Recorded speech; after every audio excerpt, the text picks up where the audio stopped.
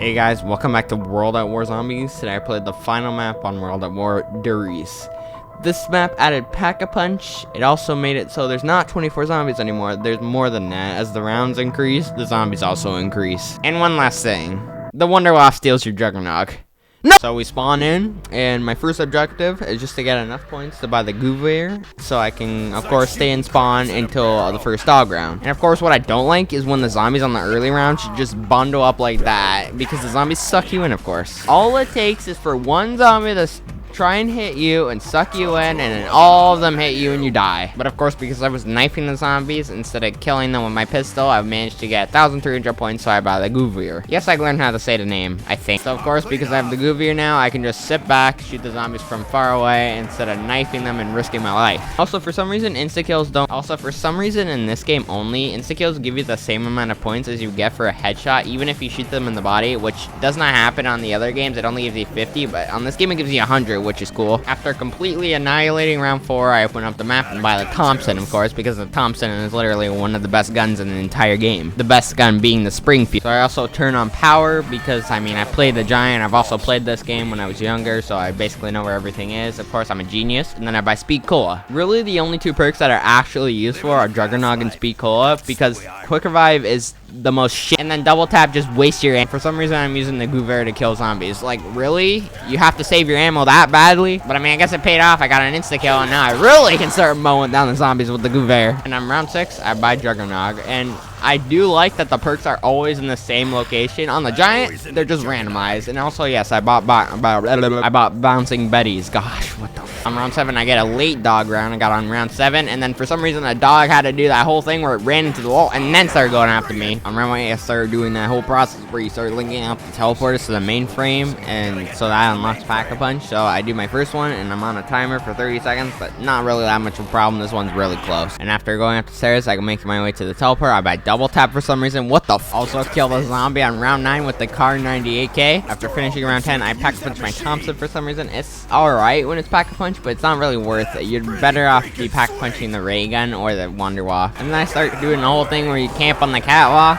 but I really wasn't trying to camp on here. I was just trying to build up my points so I can hit the mystery box and try and get maybe the ray gun or the Wonderwaffe preferably. Funny how the two wonder weapons on this map literally can end your game in a matter of seconds if you're not being careful. On round 16 though, I finally managed to get the ray gun. Luckily there was a nuke, because if there wasn't, I probably wouldn't have been able to grab it. Which I didn't really know any good training spots at this time, so I was literally training in this area with the Bowie knife, which is a pretty bad idea considering the zombies can just spawn wherever they want and just cut you off and kill you. The actual main strategy for this map is camping in here and turning on the trap whenever you can, but I kind of ruined it because I opened up the stairs, so zombies are spawning from there too, which is just awesome. And on round 22, I took it down and died because I was just paying way too much attention to the zombies in front of me and not the zombies that were spawning behind me. So of course I instantly loaded up another game trying to get a higher round, and then I got a double points on round 2, which is just lovely. I can build up my points even more and open up even more doors. Also find it pretty goofy when you shoot a zombie in the head, it just keeps on walking like a headless chicken. And I also figured out you can actually make that jump, which is pretty cool, but it's not really that worth it because it could cost you the game. But I mean, hey, if you really want to save 2 seconds, then be my guest. On round 3, I got a lucky drop. I managed to get a nuke, so I can just instantly end round 3, which is nice. Also, I don't like how in this game that every single knife you do has to be a lunge. It's kind of annoying and it could get you killed. I like how in Black Ops 2 and above, they made it so if you're far enough away from the zombies, you just knife them and don't lunge into their faces. And then instead of opening up the Thompson way this time, I open up this way so I can keep the stairs closed, obviously, and it makes the strategy way safer. On round 5, I got a dog round, which is pretty scary. All I have is the Gouvier right now, so I can easily go down to dogs, and it's happened to me plenty of times on Sheena Numa. I didn't want to go down now. And on round 6, I buy Juggernog, and I also buy Bouncing Bet. No, I didn't. And I mean, look at the situation I got myself into on round 6. I still only have the Gouvier. Just buy the Thompson. And then I started looking at my teleporters. I try to make this jump, and you can do it, but it's extremely difficult, so I just decided to go up the stairs and link up my first teleporter. After finishing round 8, I buy Speed Cola, and on round 12,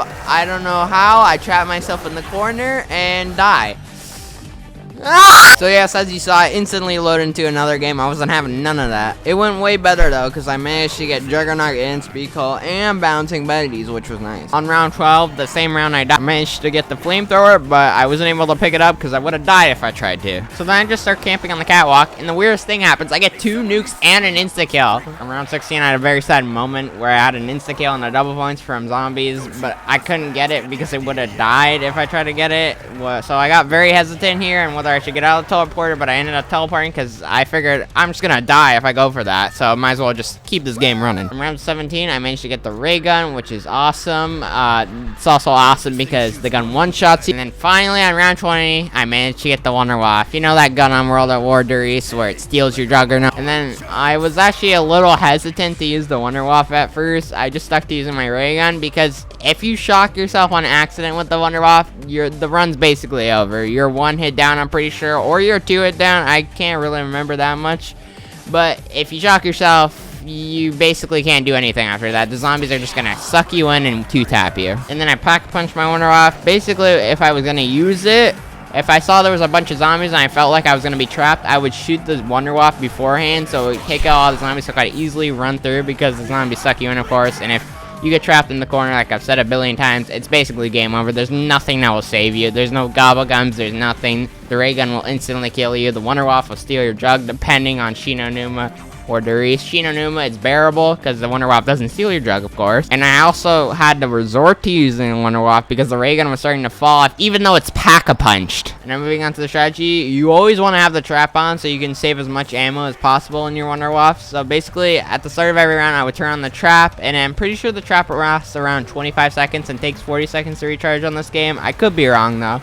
And then once the trap runs out, you just want to start training with your Wonder Waff and make sure that you don't accidentally zap yourself with the Wonder Waff. But we did manage to make it to round 30 on World at War Riese, which was awesome. I enjoyed it. It was pretty fun, and it was kind of challenging because you gotta be careful with the Wonder Waff and the ray gun, of course. And the high ground strategy isn't the easiest in the world, but it's not that bad if I'm really thinking about it. It's way more engaging than BO3 Knocked. On BO3 Knocked and the BO1 Knocked, which is even worse because there's no gobblegums, you have to trade in your Thunder Gun because it's the only thing that actually kills the zombies. And it takes like 17 hours to get round 100 on BO3 Knocked with classics only. And then on round 36, I kind of just got trapped because I didn't have my Wonder Waff out. You always want to have your Wonder Waff out when you're running around like this. But I had my ray gun out, and if I would have shot it, it would have killed me, so I just let myself die.